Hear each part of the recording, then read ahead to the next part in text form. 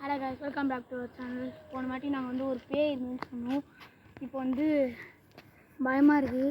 பார்க்கலாம் வாங்க. அந்த இடத்துலேயே ஒரு மாதிரி ஸ்ரீ பிரே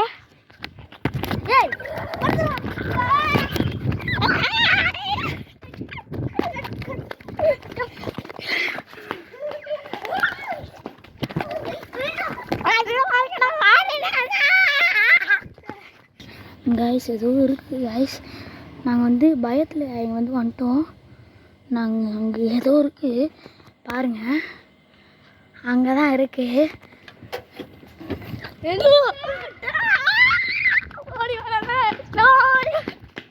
கைஸ் அதை பாருங்க.